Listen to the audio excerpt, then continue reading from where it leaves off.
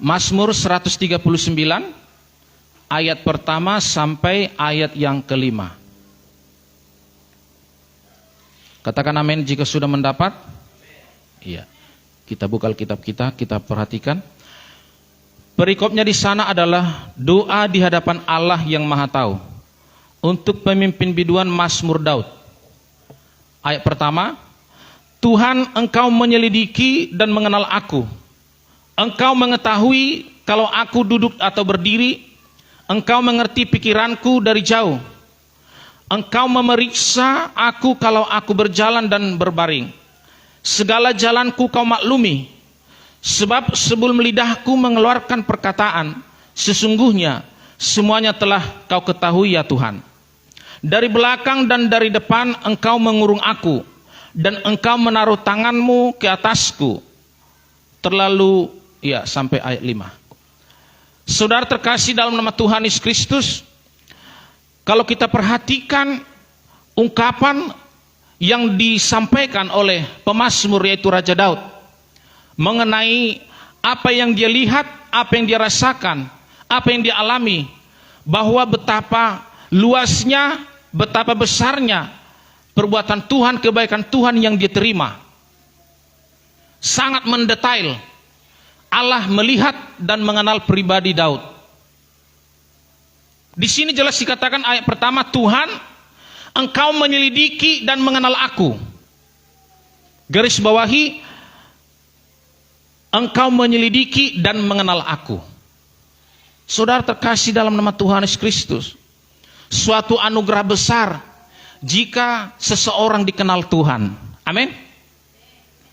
Suatu hal yang indah jika seseorang dikenal Tuhan. Sedangkan seseorang yang dikenal oleh pejabat, yang dikenal oleh orang yang terkenal, orang kaya raya, atau mungkin ya bisa saja kita katakan seorang gubernur atau presiden, ketika dia menyebutkan namamu di tengah keramaian, engkau merasa bangga, merasa senang. Karena kau berpikir, tentunya orang-orang berkata, oh ternyata dia dikenal oleh Bapak Presiden. Saudara, ini raja di atas segala raja, penguasa di atas segala penguasa, yang bertahta, yang sanggup melakukan hal-hal apapun, yang menciptakan langit dan bumi, mengenal pribadi seorang raja bernama Daud. Dan saya yakin kita semua di sini juga oleh iman dan ketaatan yang kita miliki, Tuhan juga mengenal pribadi kita. Amin. Kenapa saya katakan suatu anugerah besar jika seseorang dikenal Tuhan? Sebab Tuhan menyatakan kasih-Nya, Tuhan menyatakan pribadinya kepada orang yang dia kenal. Dan orang itu Tuhan jadikan sebagai sahabat yang kepadanya dipercayakan semua rahasia kekekalan, rahasia keilahian, dan juga rahasia-rahasia firman Tuhan. Sehingga orang itu melihat betapa ajaibnya, betapa luasnya, betapa dalamnya, bahkan tak terselami jalan-jalan Tuhan. Dan orang itu selalu bersyukur dan berkata, terima kasih Tuhan bahwa keadaanku dahsyat dan ajaib. Itu juga lah yang sering dikatakan oleh Raja Daud ketika dia dinyatakan Tuhan segala rahasia-rahasia, segala jalan-jalan, atribut-atribut Tuhan, dan juga tentang hikmat, pengertian dan pengetahuan yang besar. Maka dia berkata, terlalu dahsyat dan ajaib bagiku, dan terlalu luas pemikiran-pemikiran Allah. Dan juga Paulus berkata, tak terselami, dan sungguh dalam dan alangkah dalamnya, luasnya, panjangnya, lebarnya, semua rahasia-rahasia yang bersifat dari Allah. Kepada orang yang dia kenal, Allah menyatakan semuanya itu. Amin. Kalau kita perhatikan di dalam Alkitab, ya, nama lain dari orang yang diselamatkan sesungguhnya adalah orang yang dikenal Allah. Saya ulangi, nama lain dari orang yang diselamatkan, orang yang diberkati, orang yang dipilih, nama lain dari itu adalah orang yang dikenal Allah. Kalau saudara perhatikan dalam kitab Matius pasal 7 ayat 21 sampai 23, kita perhatikan Alkitab kita. Matius pasal 7 ayat 21 sampai 23.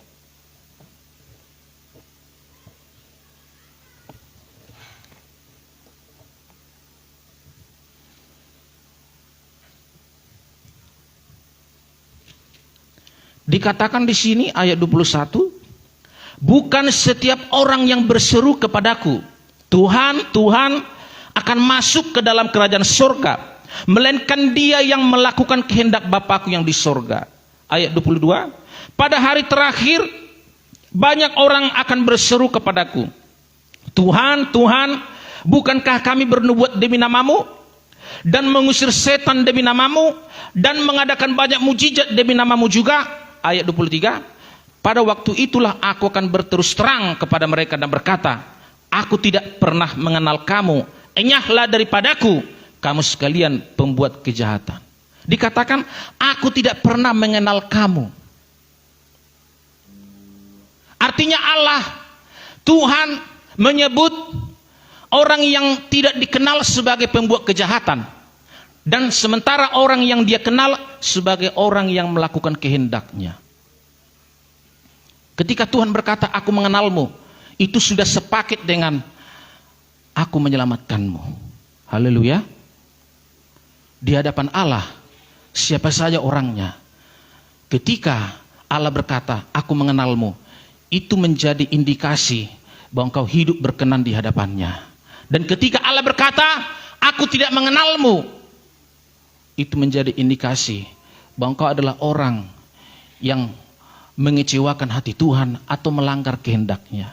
Dan Allah berkata, enyahlah, aku tidak pernah mengenal kamu, enyahlah, pergilah daripadaku, kamu sekalian pembuat kejahatan. Sehingga seperti yang saya katakan, nama lain dari orang yang diselamatkan adalah orang yang dikenal Allah. Haleluya. Saudara mau dikenal Tuhan? Saudara tak usah pusing kalau mungkin kau tidak terlalu banyak dikenal oleh manusia, tetapi engkau dikenal Tuhan. Mungkin pada masa sekarang ini engkau hidup masih dalam kemiskinan, status sosial di bawah, engkau tidak memiliki materi sehebat orang lain, engkau tidak memiliki ijazah pendidikan sehebat orang lain, engkau tidak memiliki rumah sebesar orang lain, dan engkau tidak begitu dikenal oleh orang lain, baik orang kecil, orang besar, kaum awam, ya, kaum yang terkenal. Tetapi ada satu hal yang istimewa engkau miliki. Apa itu? Engkau dikenal Tuhan. Haleluya. Itu sesuatu yang perlu kita syukuri, Bapak Ibu terkasih dalam nama Tuhan Yesus Kristus. Saudara, pengenalan itu atau Allah mengenal dirimu itu menjadi bukti bahwa hubungan itu ada. Karena memang tidak pernah ada orang memiliki hubungan dengan orang yang dia tidak kenal. Ketika kau kenal dengan seseorang, ingat konteksnya di sini, Allah mengenal dalam arti bukan hanya kenal Soeharto ya. Ya, saya juga kenal Soeharto, tapi nggak pernah tahu di mana rumahnya. Jumpa dengan dia saya tidak pernah. Bukan kenal Soeharto atau kenal Soekarno karena dari foto. Arti yang dikatakan Daud, engkau mengenal aku, itu mengenal dari dekat secara pribadi, itu maksudnya. Amin. Jadi kalau saya katakan pengenalan itu adalah bukti adanya hubungan itu. Karena tidak pernah orang memiliki hubungan dengan orang yang dia tidak kenal, hanya dengan orang yang dikenal. Dan pengenalan itu akan mendatangkan reaksi. Contoh, engkau sedang pergi ke pesta, sahabatmu sedang menikah, dan kau diundang menghadiri acara pesta pernikahan sahabatmu. Tentunya engkau kenal dia dan dia juga mengenal engkau. Dan ketika engkau pergi ke sana, engkau mengajak temanmu yang baru datang dari kampung. Engkau ajak di ke pesta itu. Ketika engkau sampai di pesta, maka pengantin laki-laki dan perempuan ini yang mengenalmu pasti ada reaksi darinya. Loh, kamu sudah datang, sudah lama di sini, sudah makan, ayo makan dulu. Kamu bersama dengan siapa? Lalu disalam, senyum, ayo kita foto-foto dulu. Ada reaksi karena kenal. Nah, sementara temanmu yang kau bawa, pengantin laki-laki dan perempuan hanya senyum biasa karena nggak kenal. Dan pengantin laki-laki perempuan itu akan senyum kepadamu dan juga menyapa engkau, berbincang dengan engkau, ada reaksi, ya, karena pengantin itu adalah sahabatmu yang kenal denganmu. Demikian juga hubungan kita dengan Allah. Kenalnya Tuhan, kenalnya Allah terhadap engkau, Allah akan menimbulkan reaksi dari dirinya. Akan ada berbagai-bagai cara Tuhan untuk menghubungkan pribadinya dengan dirimu sendiri melalui rohnya. Karena dia mengenal engkau. Saudara tak perlu khawatir tentang nasib dan kehidupanmu. Karena Tuhan memperhatikan orang yang dia kenal. Amin. Dan dikatakan di dalam kitab Mazmur tadi, kalau kita perhatikan Alkitab kita, dalam Mazmur 139, ya, Allah itu, ya, Tuhan engkau menyelidiki dan mengenal aku. Engkau mengetahui kalau aku duduk atau berdiri. Engkau mengerti pikiranku dari jauh. Luar biasa. Tuhan mengerti pikiran orang yang dikenal. Tuhan melihat apakah kita lagi ada beban, apakah kita lagi ada masalah, apakah kita sedang terpengaruh dengan lingkungan, terpengaruh dengan dosa. Tuhan perhatikan, bahkan dikatakan engkau memeriksa aku. Luar biasa.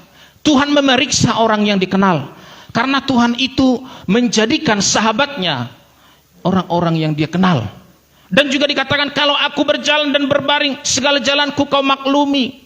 Saudara terkasih dalam nama Tuhan Yesus Kristus, sungguh anugerah besar jika seseorang itu dikenal oleh Allah. Maka perhatian Allah juga ada kepadanya. Coba tanya dirimu, berbicara kepada dirimu, sebutkan namamu. Contoh, Parhobo Sutagalung, hai Rio, percayakah engkau bahwa engkau dikenal Allah? Ngomong dulu. Ya, itu kan nama Bapak Parobasi ini. Coba ngomong. Pasti jawabannya, engkau yakin, iya, aku dikenal Allah. Amin. Kita harus yakin bahwa kita adalah orang-orang yang dikenal Allah. Saudara, banyak orang berlomba-lomba supaya dia lebih dikenal. Apakah di tengah kumpulan, apakah di tengah masyarakat, di tengah-tengah suatu kegiatan-kegiatan yang lain, berlomba-lomba supaya terkenal dan dikenal. Bahkan ketika itu tidak terpenuhi, maka dikecewa dan marah. Dia sedih. Bahkan ada sebagian, mentang-mentang aku ini orang miskin, nggak diperhatikan, nggak dikenal, nggak diakui. Karena berusaha supaya dikenal orang, tujuannya cuma satu, supaya mendapatkan pengakuan dari orang itu. Karena banyak orang berusaha mendapatkan pengakuan dari orang lain dengan cara bagaimana supaya dia terkenal, dikenal dan lain sebagainya. Saudara, yang menjadi target kita orang percaya adalah kita menjadi orang yang dikenal oleh Tuhan. Memang ketika tiba masanya, perhatikan, ketika tiba masanya Tuhan ingin mengangkat engkau, karena ada masanya Tuhan itu ingin mengangkat hambanya, ingin mengangkat orang yang dikenal. Dengan cara bagaimana? Tuhan mempromosikan dirinya, Tuhan memakai dirinya, sehingga tanpa diusahakan pun dengan sendirinya engkau akan dikenal banyak orang. Haleluya. Yang pastinya dikenal banyak orang bukan sesuatu yang dilomba dikejar. Ketika kita dikenal oleh Allah, kita akan diangkat oleh Allah. Ketika Allah mengangkat hidup kita, seperti hamba-hamba Tuhan, seperti orang-orang yang dipakai Tuhan, mereka juga dengan sendirinya akan terkenal dan dikenal. Amin. Dan perhatikan di dalam kitab Keluaran pasal 33 ayat 17. Saya katakan tadi nama lain dari orang yang diselamatkan adalah orang yang dikenal. Dan juga nama lain dari orang yang dikasihi oleh Allah adalah orang yang dikenal oleh Allah.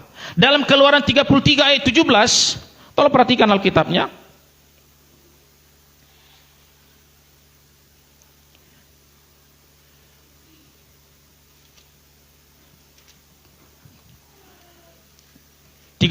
ayat 17.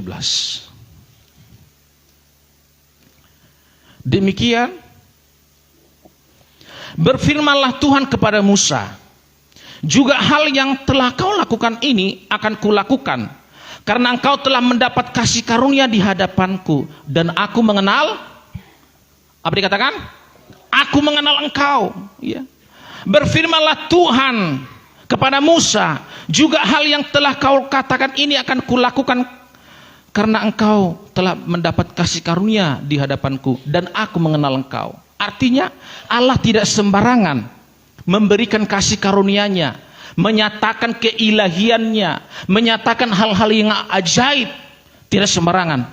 Dia hanya menyatakan itu kepada orang-orang yang dia kenal. Salah satunya adalah Musa yang Tuhan jadikan sebagai sahabatnya.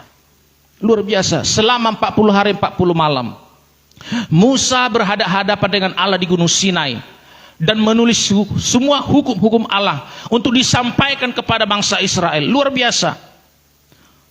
Dan kasihnya juga diberikan. Aku, ya, karena engkau telah mendapat kasih karunia di hadapanku, dan aku mengenal engkau. Saudara terkasih dalam nama Tuhan Yesus Kristus, kalau kita sudah menjadi orang dikenal Tuhan, maka satu hal yang perlu kita pikirkan dalam hidup ini, bagaimana supaya hidup kita tetap berkenan di hadapannya. Secara manusiawi memang kita mencemaskan hal-hal yang ini, hal-hal yang itu, tapi percayalah, engkau sebagai orang yang dikenal Allah tidak akan dibiarkan begitu saja. Saya tidak katakan bahwa orang yang dikenal Allah itu mulus perjalanannya tanpa ada kerikil-kerikil yang dihadapi, yang dilalui, tanpa ada tantangan dan rintangan, bukan. Tetapi kekuatan itu, semangat itu, support itu akan selalu Tuhan berikan. Musa dalam menghadapi bangsa Israel, memimpin bangsa Israel, tidak sedikit tantangan yang dihadapi, ditambah lagi orang Israel, orang yang tegar tengkuk, orang yang degil, berkepala batu, kata firman Tuhan. Dan masih banyak lagi pemberontakan yang dilakukan di masa Musa memimpin bangsa itu. Tuhan selalu hadir untuk memberikan dukungan. Amin. Apa yang kau kerjakan hari ini? Apa yang sedang kau buat? Apa yang sedang kau rencanakan?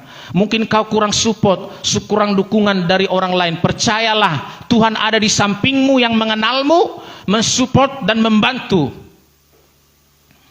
Sebab terhadap orang yang dikenal Allah, dia tidak pernah kekurangan informasi, tidak pernah kekurangan bimbingan.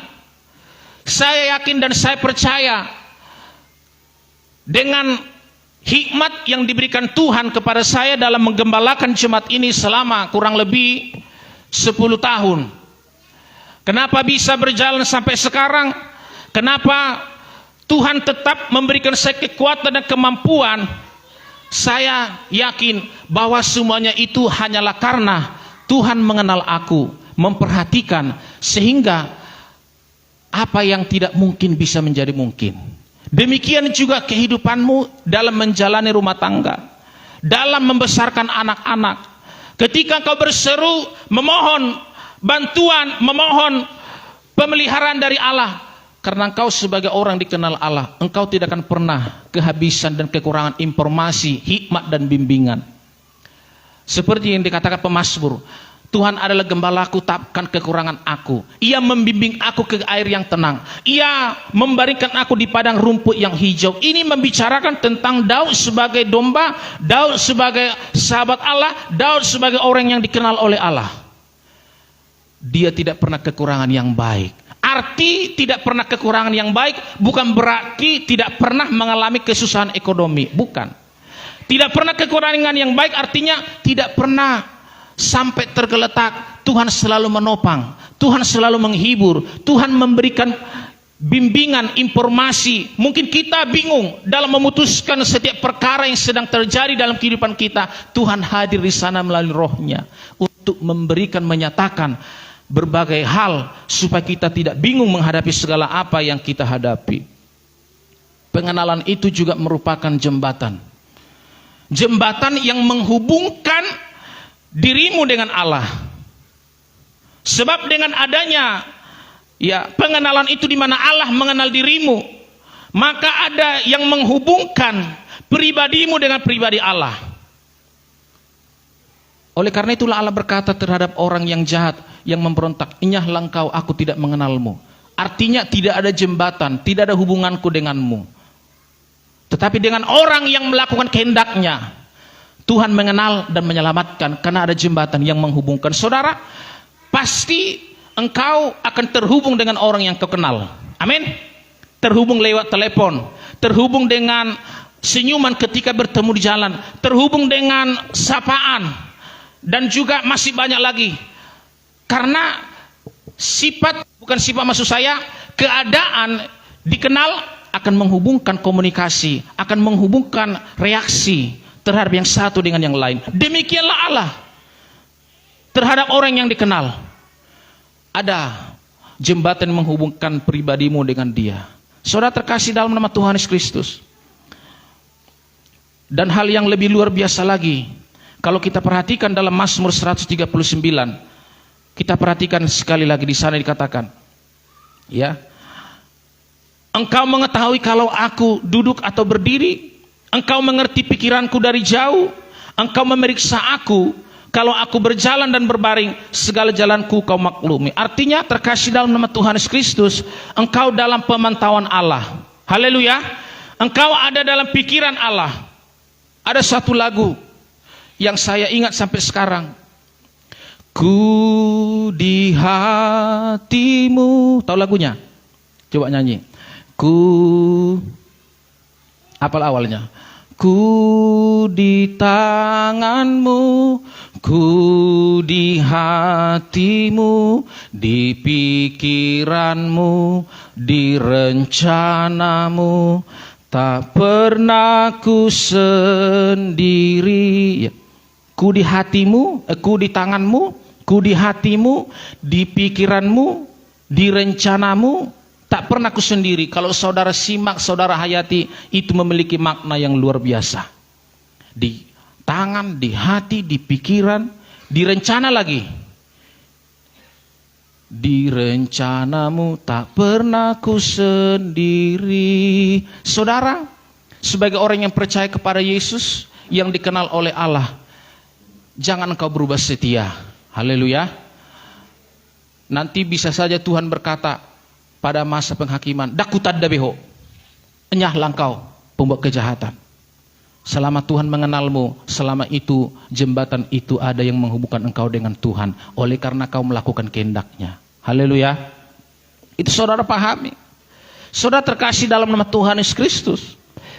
Dan hal yang perlu lagi saudara perhatikan, bahwa Allah mengenalmu bukan ketika Dia melihat doamu yang hebat, bukan ketika Dia melihat suaramu yang hebat. Sering sekali kita berkata, saya dikenal Tuhan. Atas dasar apa? Karena saya berdoa hebat, saya bernyanyi hebat, saya menari untuk Tuhan hebat, maka Tuhan mengenalku. Saudara terkasih dalam nama Tuhan Yesus Kristus, itu memang merupakan bagian dari yang dikehendaki Tuhan. Tetapi itu belum menjadi ukuran apakah engkau sebagai orang yang dikenal Allah. Saudara terkasih dalam nama Tuhan Yesus Kristus, Tuhan mengenal kehidupan kita sering sekali lewat proses, ya, lewat proses atau pencobaan atau masalah yang sedang terjadi. Seperti yang saya katakan tadi, mungkin sebagian kita berpikir saya adalah orang yang berkenan di hadapannya, karena nama lain orang yang berkenan di hadapannya adalah orang yang dikenal oleh Allah. Mungkin kita berpikir bahwa seseorang itu dikenal Allah oleh karena ritual acara ibadah, oleh karena kegiatan yang dilakukan selama ibadah berlangsung. Apakah lewat doanya yang hebat, lewat nyanyian yang hebat, lewat tariannya yang hebat? Tunggu dulu. Engkau dikenal Allah ketika engkau diperhadapkan dengan masalah. Ketika ada masalah, ketika itulah Tuhan melihat siapakah dirimu yang sesungguhnya. Saudara mengerti maksudnya atau bingung? Ketika ada masalah, ketika itulah Tuhan bisa melihat siapakah dirimu yang sesungguhnya. Contoh, ketika engkau mengalami masalah ekonomi, apakah engkau bersungut-sungut atau tidak? Ketika engkau diperlakukan orang lain secara kasar, secara tidak adil, Tuhan mengoreksi ketika itu terjadi. Apakah engkau orang yang gampang sakit hati, menyimpan akar pahit kebencian? Dan ketika engkau diperlakukan secara tidak adil, di situ Tuhan melihat dan memantau kehidupanmu. Siapakah dirimu sesungguhnya? Apakah engkau membalas dengan perbuatan tidak adil? Dan ketika engkau diizinkan Tuhan menikmati berkat kekayaan materi, ketika itu Tuhan melihat siapakah dirimu yang sesungguhnya. Apakah engkau orang yang membanggakan diri dan menyembuhkan diri? Dan ketika engkau mengalami sakit penyakit, masalah-masalah yang tidak terduga, dan juga pergumulan-pergumulan yang lain, ketika itulah Tuhan melihat siapakah dirimu sesungguhnya. Bukan ketika Tuhan melihat doamu, ketika Tuhan melihat nyanyianmu, ketika Tuhan mendengarkan suaramu, lalu Tuhan berkata, pas, aku mengenalmu, aku mengasihi engkau, aku berkenan di hadapanmu. Bukan, tunggu dulu.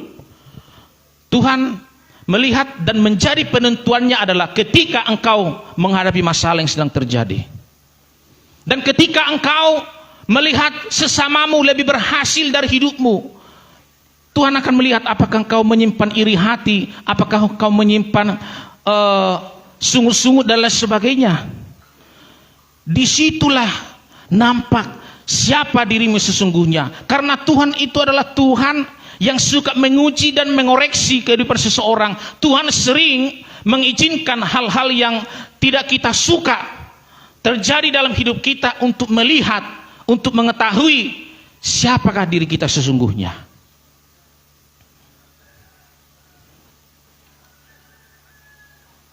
Artinya bukan hanya di tempat ibadah saja hebat. Bukan karena doanya hebat, suaranya hebat, atau bersaksi hebat. Ada saya lihat orang bersaksi hebat dan luar biasa. Tapi enggak di sini. Ya, bersaksi hebat luar biasa. Tapi kehidupan sehari-hari selalu jadi batu sandungan. Tepuk tangannya yang paling kuat di antara orang-orang. Suaranya lebih kuat daripada orang-orang. Tapi kehidupan sehari-hari menjadi batu sandungan. Engkau dikenal Tuhan bukan ketika Tuhan mendengarkan doamu, suaramu, nyanyianmu, tarik-tarianmu, bukan. Tapi ketika engkau diperhadapkan dengan masalah, ketika itulah engkau nampak aslinya siapa. Mungkin ada orang yang mengata-ngata hidupmu. Kalau engkau sakit hati, itulah engkau aslinya.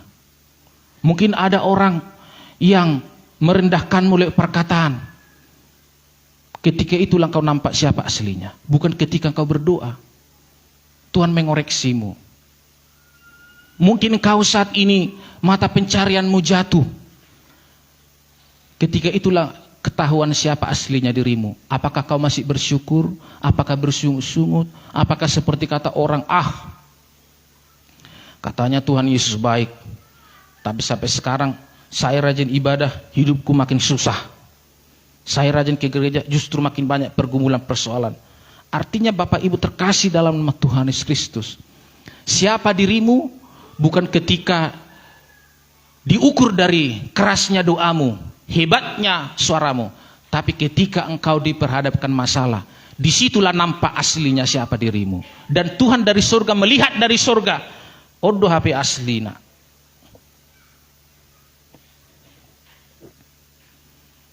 Kalau ada mungkin berlaku sombong kepadamu, apakah engkau sakit hati? Kalau mungkin ada orang mencuri milikmu, apakah kau menyimpan dendam? Kalau ada orang menyinggung kehidupanmu, apakah kau sampai begitu luar biasa membalas dengan singgungan? Atau engkau berkata, ampuni dia Tuhan sebab dia tidak tahu apa yang dia perbuat. Ketika seperti itulah engkau nampak siapa dirimu. Ketika seperti itulah Tuhan kenal siapa dirimu aslinya. Oleh karena itu terkasih dalam nama Tuhan Yesus Kristus, kita harus fokus kepada perilaku sehari-hari, sikap kita sehari-hari, supaya kita berkekuatan. Jangan hanya mengandalkan bersekutu dengan Tuhan hanya hari Minggu saja. Bangun pagi berlutut sembah Tuhan, bernyanyi. Karena ketika matahari terbit, iblis juga datang untuk mengganggu kita supaya kita berbuat dosa. Tapi ketika dari pagi kita sebelum matahari terbit, kita sudah bernyanyi, menyembah, berdoa, ada kekuatan. Ketika orang naik mobil, tiba-tiba dia nabrak lubang yang ada air dan muncrat kena ke mukamu.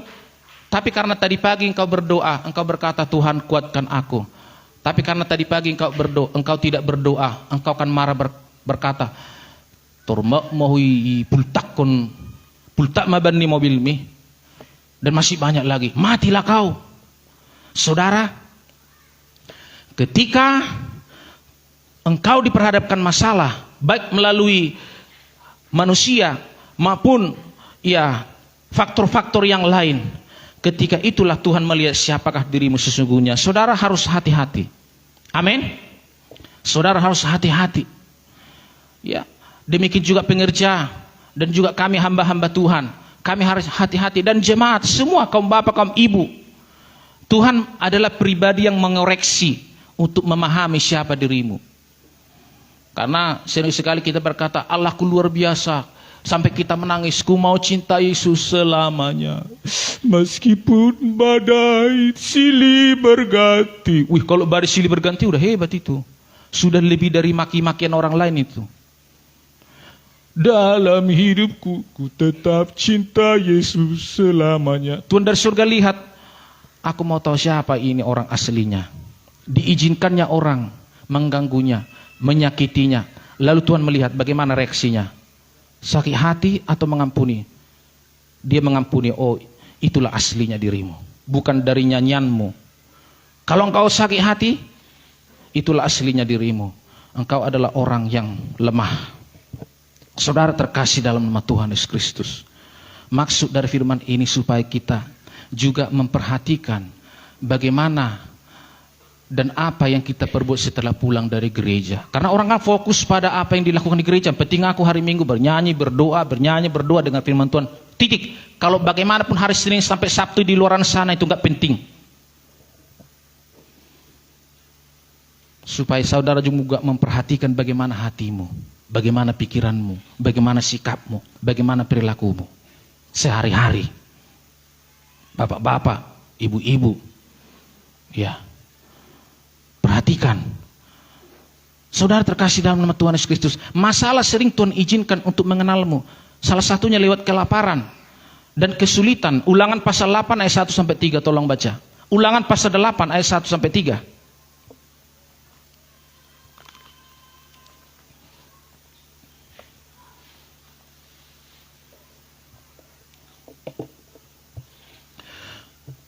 Ada yang mendapat, saya minta dibaca dengan jelas.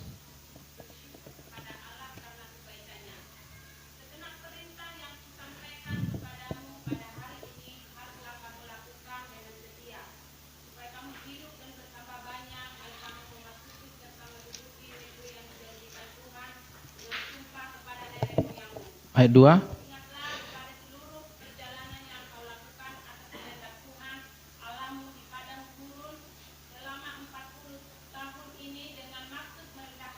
Iya.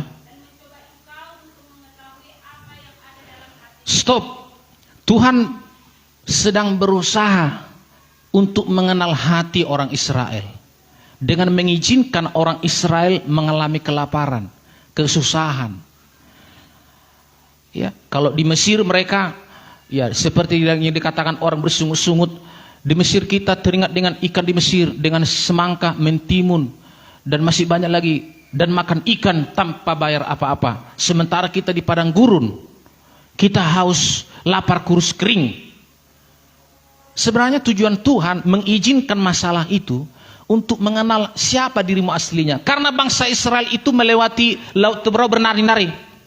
Kalau saudara perhatikan dalam kitab Keluaran, ketika mereka menyeberang Laut Teberau, maka Miriam mengambil rebana, menari-nari bersama perempuan-perempuan Israel. Tuhan berpikir, ini menari-nari, tapi saya mau kenal siapa aslinya. Diuji.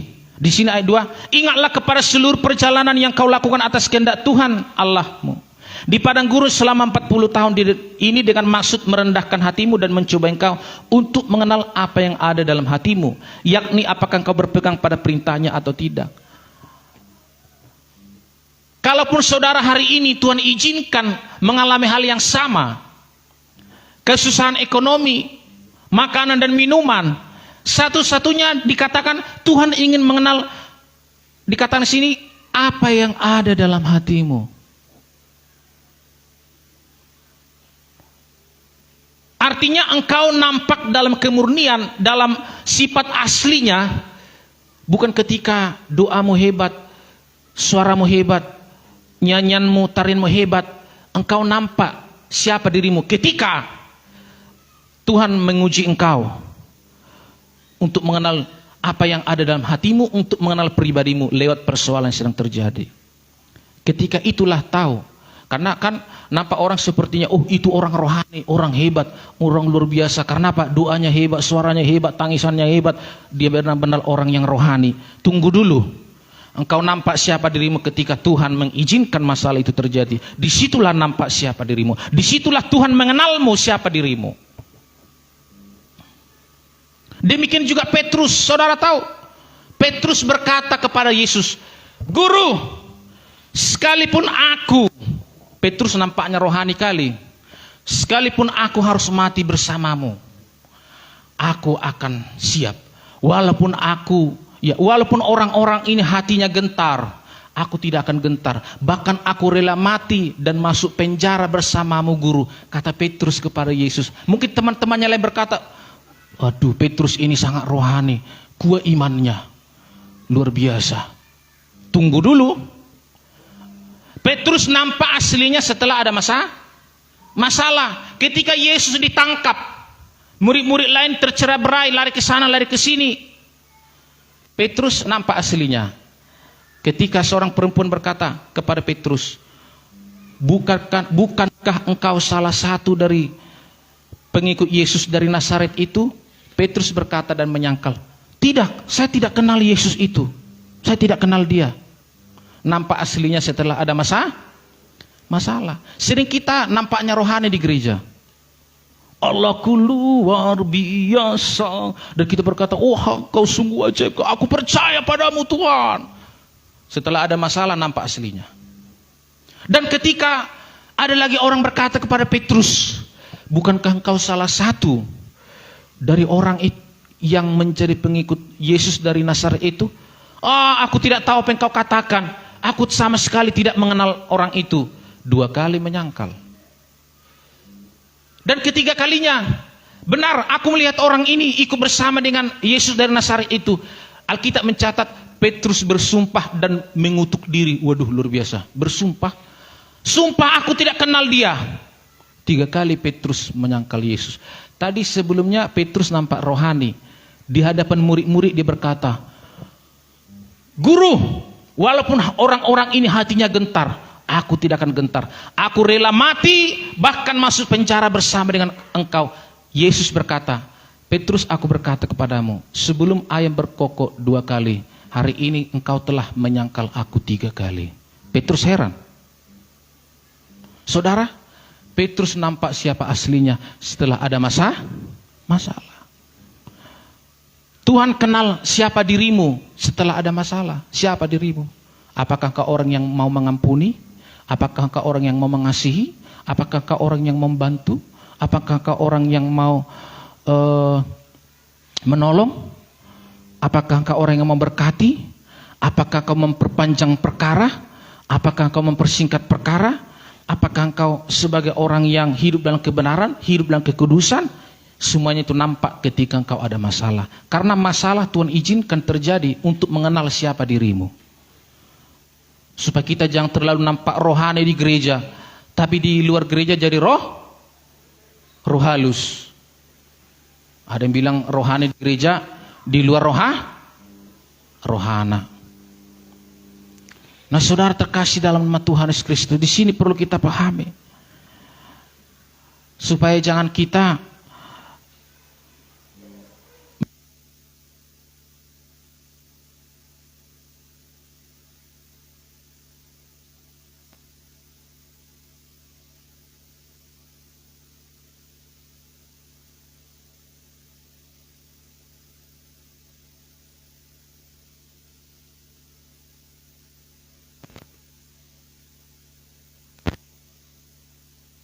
supaya kita jangan melihat bagaimana tentang hidup hanya sebatas rohani di gereja, tetapi Tuhan ingin kenal kita dan Dia izinkan semua yang terjadi itu hanya untuk mengenal kehidupan kita. Mungkin lewat kemiskinan, mungkin lewat hinaan orang lain, engkau nampak siapa dirimu. Tuhan izinkan itu untuk mengenal dirimu. Atau mungkin lewat kelimpahan, seperti yang dikatakan dalam kitab Ulangan, bahwa jangan nanti setelah engkau diperkaya Tuhan di tanah Kanaan, dan kau berkata, karena kekayaankulah, karena kehebatankulah, dan karena kekuatankulah aku mendapatkan semuanya ini. Tetapi engkau harus berkata bahwa semua karena pertolongan Tuhan. Banyak hal yang Tuhan biarkan terjadi dalam hidup kita, satu-satunya tujuannya adalah supaya Tuhan mengenal dirimu, untuk mengetahui apa yang ada dalam hatimu. Bukan berarti Tuhan tidak mengasihi setiap orang-orang yang ingin diselamatkan, tapi Tuhan ingin mengenal lebih dekat siapa dirimu. Percayalah, ketika Tuhan menemukan dirimu sebagai orang yang tetap taat dan setia, walaupun ada masalah, pergumulan, persoalan, dan hinaan dan lain sebagainya, percayalah, Tuhan berkata, aku mengenalmu. Mari datang kepadaku. Engkau milikku, dan engkau akan dipilih dan dipakai oleh Tuhan. Dan Tuhan akan mempromosikan dirimu. Dan hal-hal yang lebih dari yang kau pikirkan, Tuhan akan siapkan, sediakan. Dengan demikian, kita yang ada di sini, saudara terkasih dalam nama Tuhan Yesus Kristus, mari perhatikan bagaimana dan apa yang kau lakukan dalam kehidupan sehari-hari. Bukan hanya fokus apa yang kau lakukan ketika ibadah, nampaknya begitu rohani, nampaknya hebat, nampaknya orang beriman yang tebal. Tunggu dulu. Tuhan kenal engkau ketika ada masalah. Hari ini firman ini mengajarkan kepada kita supaya kita benar-benar mengerti bahwa orang yang dikenal Allah itu salah satunya melalui masalah. Dan ketika Tuhan menemui engkau menjadi orang yang taat dan setia di tengah persoalan masalah, dan Tuhan akan berkata, aku mengenalmu sebagai orang yang taat, sebagai orang yang melakukan kehendakku, dan engkau akan menjadi sahabatnya Tuhan. Amin. Engkau menjadi orang-orang yang dipakai oleh Tuhan. Oleh karena itu saudara, marilah kita berupaya supaya dikenal oleh Allah. Walaupun mungkin engkau tidak dikenal oleh orang-orang yang terpandang di bumi ini, di daerah ini, engkau tidak begitu difavoritkan melebihi orang lain. Tapi ada satu yang istimewa engkau miliki. Walaupun engkau kecil secara ekonomi, status sosial, pekerjaan, dan juga fasilitas hidup, engkau kecil di tengah masyarakat dan kurang diingat dan kurang diindahkan. Tetapi ada satu yang istimewa engkau dapatkan, yaitu engkau orang yang dikenal Allah. Puji Tuhan. Demikian firman Tuhan, mari kita datang menghadap hadiratnya. Haleluya.